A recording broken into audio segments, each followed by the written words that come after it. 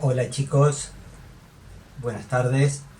Bueno, vamos a comenzar así la clase número 5 y ya vamos a dejar todo el tema filosofía para adentrarnos concretamente en lo que es la psicología, que nuestra materia es psicología de las organizaciones, cómo después esta psicología que vamos a ir estudiando va a ser aplicada en el ámbito de las organizaciones, ¿no es cierto?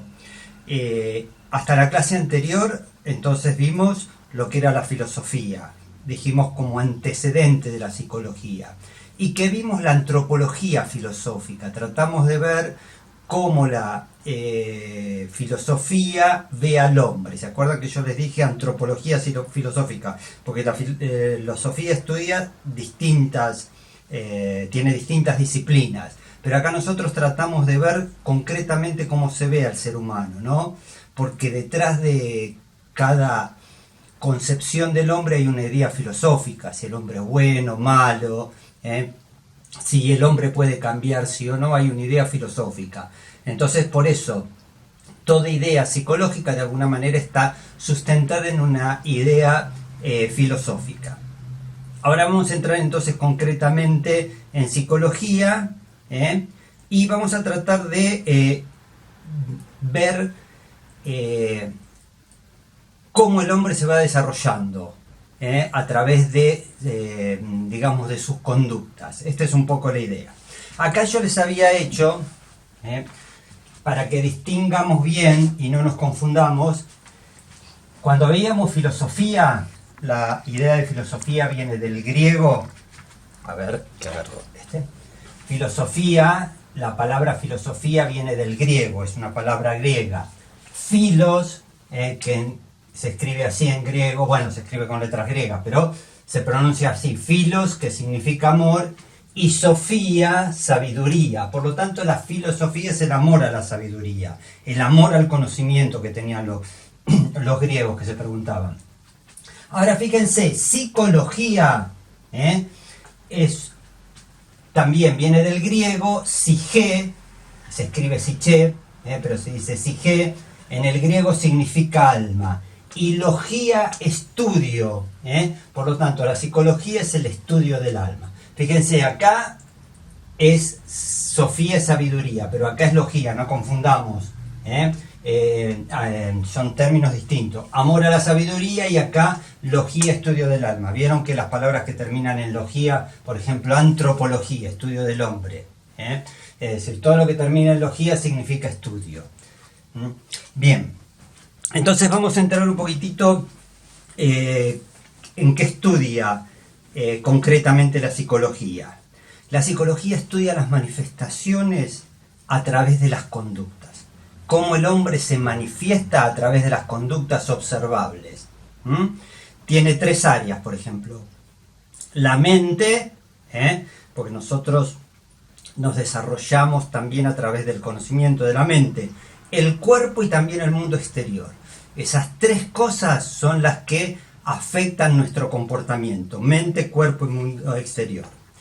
Bueno, pero antes de entrar en la psicología como estudio concreto, lo que vamos a ver es cómo fue evolucionando la psicología en la historia. Quería decirle que la psicología es una ciencia porque tiene objeto, método y se puede observar. Si ustedes saben un poco la idea de ciencia, la ciencia siempre es aquello que tiene un objeto de estudio, un camino que es el método, método significa camino también en griego, y es observable, se puede observar. Todo aquello que se puede observar es parte de la ciencia. Fíjense, la idea de psicología es estudio del alma, porque en un principio surge esta idea de estudiar el alma de las personas. ¿Qué es estudiar el alma? Estudiar la parte, digamos, espiritual de las personas. Pero con el tiempo fue cambiando esta idea de psicología. Ya no vamos a estudiar la parte espiritual de la persona, lo que sería el alma, sino concretamente vamos a estudiar las conductas. Eso es lo que se plantea. El otro día estaba leyendo un texto, me pareció interesante, y dice, la psicología deja de la filosofía la vida interior, lo que es la vida espiritual, la vida del conocimiento, para investigar estímulos que provienen del exterior. A ver, si hay algo que me da miedo, que me viene del exterior, porque yo me da miedo alguna situación que me viene del exterior, me pregunto por qué me da miedo, es un estímulo que me viene del exterior. Y generalmente a ese miedo hay una respuesta. Me quedo quieto, paralizado, o grito, etcétera, etcétera. La psicología es ciencia porque su propósito es investigar hechos y determinar leyes que lo rigen. Por eso podemos decir que la psicología es ciencia. Estudia hechos, estudia hechos y leyes de esos hechos que lo rigen. Bueno, habíamos dicho que la psicología era una ciencia que dependía de la filosofía hasta el año 1879. ¿Qué pasa en 1879? William Wundt, un médico, empieza a desarrollar métodos de laboratorios. En un laboratorio chiquitito en Alemania, Leipzig concretamente, él empieza a experimentar con gente, no tanto el aspecto fisiológico como estudiaría un médico, sino cómo las personas reaccionan ante ciertos estímulos. Por ejemplo, ¿qué estímulo entre los que usaba era la luz? Tenía un grupo él tenía un grupo de ayudantes y en un laboratorio chiquitito, como un aula de la escuela, ahí prendía y apagaba distintas luces y preguntaba a la gente qué sensación le daba. A algunos le daba alegría, a otros miedo, a otros angustia, a otros le hacía recordar ciertas cosas, esos fenómenos lumínicos con el que él trabajaba. Entonces llamó este método introspección. ¿Por qué lo llamó introspección? Porque la persona introspección es mirarse hacia adentro. Es decir, me miraba hacia adentro y decía lo que me pasaba. Y entonces utilizó la introspección y la experimentación. Miraba lo que le pasaba a la persona y iba experimentando, iban tomando nota. Y decía que había dos elementos básicos, las sensaciones que entran por los sentidos y los sentimientos. Por ejemplo, la sensación de que apagan una luz o tiene un color u otro color o un juego de luces, etcétera, etcétera. Esas son las sensaciones que recibimos. Y eso me produce distintos sentimientos. Entonces él empezó a estudiar esto, sensaciones y sentimientos. 1879, Wundt en Alemania, Leipzig, ya dije concretamente, empieza los primeros estudios de psicología, pero no tanto como el estudio del alma de algo espiritual, sino de algo que me pasa interiormente, las sensaciones que tengo, pero producidos por elementos externos. Luego toma estas ideas un médico estadounidense, William James, en 1890, y dice que es interesante lo que hace Wundt, pero a las personas no hay que estudiarla en un laboratorio, hay que estudiarla en su medio ambiente, donde cada uno vive, trabaja, estudia, etcétera, etcétera. Y lo que él dice, vamos a estudiar a las personas al medio ambiente y vamos a ver cómo los individuos se adaptan al medio, un medio cambiante y complejo. Es decir, cómo nos adaptamos a las distintas situaciones. Ustedes la primera vez que vinieron a la escuela encontraron que había un montón de normas que ustedes tenían que adaptarse, si no, no encajo en ese lugar. Bueno, si yo voy a un trabajo cualquiera, me van a poner una serie de normas. ¿Cómo yo me tengo que ir adaptando a ese mundo cambiante? Bien, después aparece Sigmund Freud, en 1890. Es el creador del psicoanálisis. Es un método que ya no es de introspección hacia adentro, que es un método, sí, introspectivo, pero va a estudiar más lo que es el inconsciente, lo que llama él el inconsciente. Él dice lo siguiente: en nuestra vida, la mayoría de experiencias, la minoría de experiencias son conscientes. Tenemos pocas cosas conscientes en nuestra mente. La mayoría de cosas lo tenemos debajo de la conciencia, no las conocemos, pero que estos se manifiestan a través de actitudes externas. Por ejemplo, Es decir, yo sé que me enojo, es una actitud consciente, pero ¿por qué me enojo ante ciertas situaciones? No sé. Entonces él dice, todas esas experiencias son inconscientes que se manifiestan a través de comportamientos. Utilizó él un método, trabajaba con las personas, utilizó un método que se llama la asociación libre, que le iba preguntando a las personas que digan lo que quieran. Y él iba tratando de analizar las palabras y preguntarle concretamente qué significaba esas palabras para ellos. Una vez que decían lo que significaba para ellos esas palabras, él iba tratando de asociar unas y otras y descubrirle qué le pasaba a esta persona, qué era lo que tenía en su inconsciente. En 1904 aparece otro médico que se llama Iván Pavlov, es un médico ruso, y ya empiezan a estudiar más las conductas exteriores, la extrospección, qué es lo que le pasa a uno exteriormente. No estudia tanto lo interno como estudiaba Freud y estudiaba Wundt, lo introspectivo, sino lo extrospectivo. Entonces empieza a estudiar los reflejos condicionados, lo que llama él reflejos condicionados. ¿Qué son los reflejos condicionados? Por ejemplo, empezó a estudiar los perros, cómo los perros ante un estímulo que se le da producen una respuesta. Siempre producen a lo mejor la misma respuesta. Por ejemplo, lo que hacía era lo siguiente, le ponía la comida a un perro, tocaba una campanilla y cada vez que tocaba la campanilla le ponía la comida. Y el perro cada vez que tocaba la campanilla asociaba ese ruido de la campanilla con que tenía la comida. Pero en un momento también tocaba la campanilla y no le ponía la comida, pero el perro salivaba también, como que sentía que iba a estar la comida pero no estaba. Bueno, dice que así como los animales tienen esos reflejos condicionados, también las personas tenemos esos reflejos condicionados, cosas que nos condicionan y actuamos siempre de la misma manera esas cosas que nos condicionan. Bien, después aparece en 1913 Watson, que también es conductista, estudia las conductas, y estudia las conductas observables, todo lo que se observa, no estudia las conductas exteriores como estudiaba Freud, sino que él dice vamos a estudiar las conductas que se pueden observar, las que podemos ver.